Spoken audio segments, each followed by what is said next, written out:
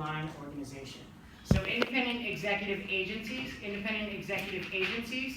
are like the cabinet, but whereas the cabinet is the Secretary of State, Secretary of Defense, Attorney General, independent executive agencies would be like the FBI director or the EPA director. Make sense? Okay. Independent regulatory agencies is the third type of structure. Independent regulatory agencies are considered non-line organizations, and they are independent of all three branches of government. So, because they are independent of all three branches of government, you don't have to write this down, right? They are in charge of the rules, right, of certain organizations. They do not report to the president. So so for the most part, they are apolitical.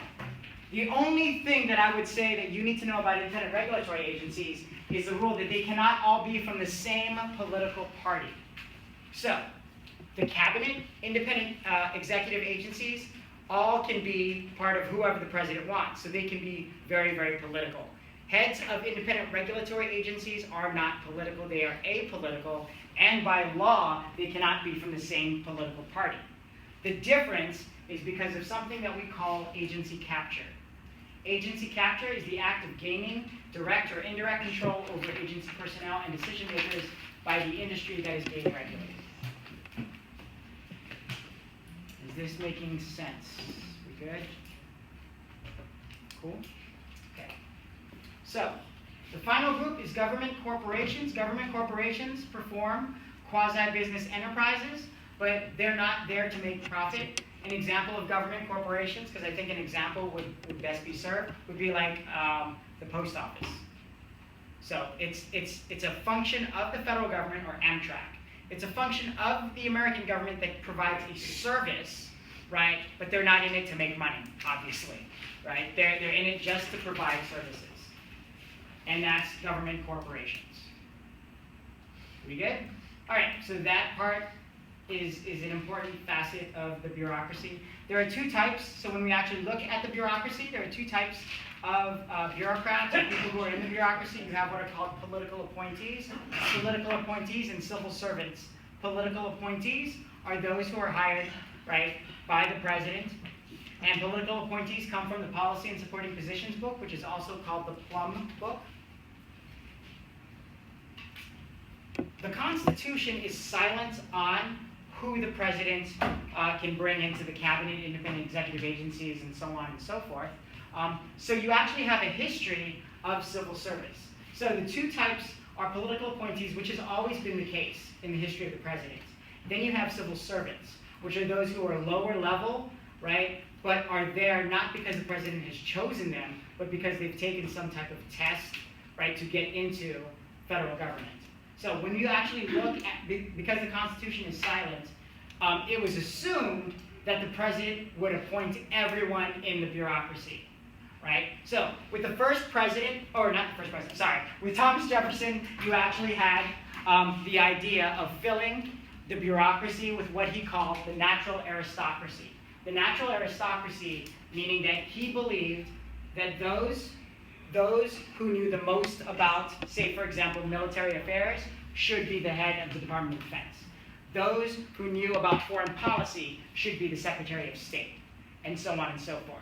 So his natural aristocracy was because he had the power to appoint everyone within the bureaucracy. This gets changed, right? This gets changed with Andrew Jackson. Andrew Jackson, right? Some of you may know Andrew Jackson through the spoil system. And what was the spoil system about? So this is when you're getting a change in the bureaucracy. The spoil system, sort of the introduction of patronage. Spoil system, yeah. Like people who supported him in his campaign or nominee. Right, to the victor go the spoils, right? So to speak. So what Andrew Jackson did is, if I have the power to appoint everyone, I'm just not gonna appoint everyone who has knowledge. I'm just gonna appoint people who are like party loyal, right? So here, he ended up creating a spoil system within the bureaucracy, which is the awarding of government jobs to political supporters and friends. This changes the game because the Civil Service Reform Act of 1883 changes the entire bureaucracy, right, to one of civil service. In other words, It's based now on a merit system, which is a competitive exams. This is also called the Pendleton Act. So that's the reason why, for example, now, if you want to be in the Department of Defense, right, which is the head of the military, right, you, right, for the most part, can be appointed. But you can also be a career bureaucrat by pretty much taking an exam and working your way up, right? So the bureaucracy itself, right, the president and the federal bureaucracy is not just all appointees, but it's also those who've taken exams, right?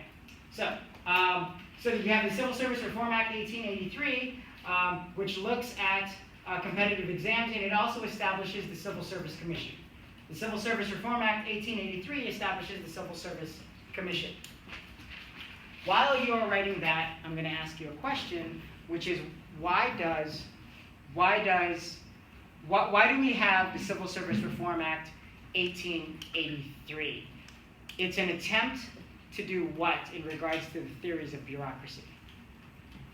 So there are 4 theories of bureaucracy. So let's go with the 4 theories of bureaucracy. What are the 4 theories?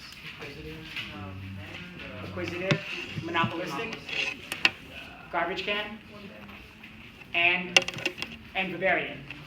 So what is the Civil Service Reform Act 1883 trying to do? Create more of a Bavarian model. Right, trying to create more. So every single act that we talk about from here on out is an attempt to try to make the bureaucracy more Bavarian. Bavarian is the goal. Bavarian is not the reality, Bavarian is the goal. So as long as you understand that as a direction, you're going to be okay on the test. So the Civil Service Reform Act, 1883, changed the system to a merit system, establishes the Civil Service Commission. You also have the Hatch Act in 1939. The Hatch Act in 1939 is another attempt to make the bureaucracy what? More Bavarian. How does it do that? Good. The Hatch Act made it illegal for civil service employees to take an active part in the political management of campaigns. Also prohibits the use of federal authority to influence nominations and elections, and outlaws use of bureaucratic rank to pressure federal employees to make political contributions. How is that more Bavarian? What are they doing? They're essentially changing it from a top-down somewhat, because What does the Hatch Act do? Creates a political situation. Right, how? You're good. By preventing them from taking part. Who's them? Or the civil servants.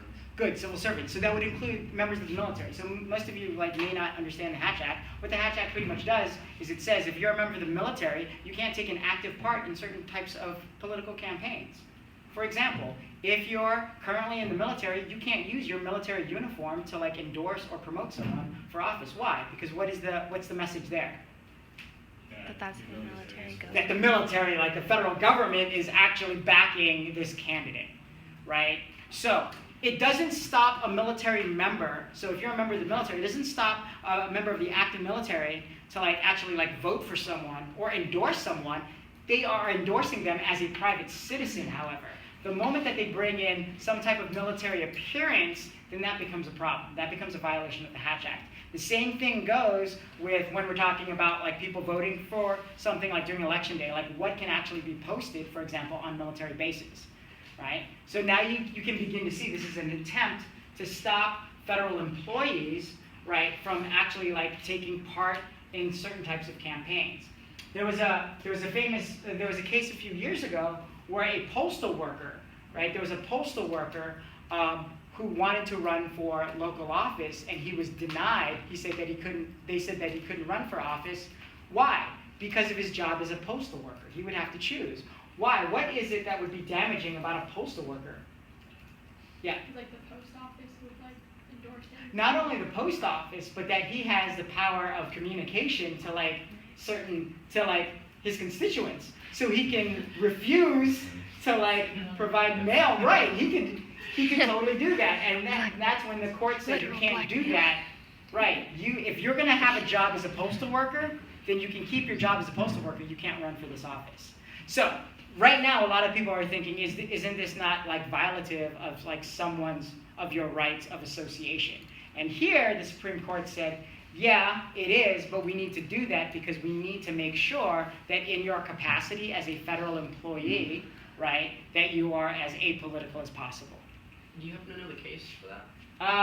Merle, I have it written down here.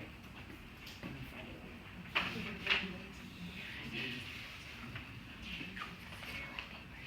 it. Merle versus U.S., it's a 2002 case. And that's U.S. Supreme Court, right? This was actually a district court case. Oh, just Right. So it didn't go all the way up to the Supreme Court. But if the postal worker had quit his job, he could run for office? Yeah. Okay. Because you can do so as a private citizen. But here, he has to choose. But there's no like And that's it's where like the a day postal after worker's- he quits, he could like it's just not consecutive at the same time. So it's like the Right, day as after he's he running. quits, he could do it, but Right. not. Right. So if he's running for office, he cannot be a postal worker. As soon as he quits, he can run for whatever he wants to do. Okay. Right.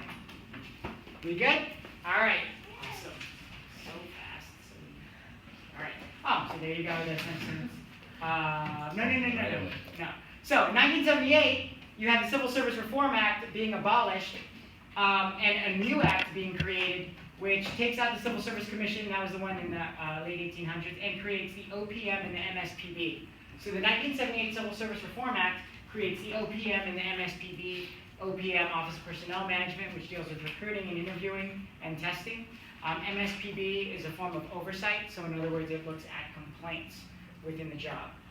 So OPM and MSPB, OPM looks at the tests that are being administered if you want to become a federal employee, and the MSPB deals with oversight, deals with complaints while you're on the job. So OPM is before the job, MSPB is during the job.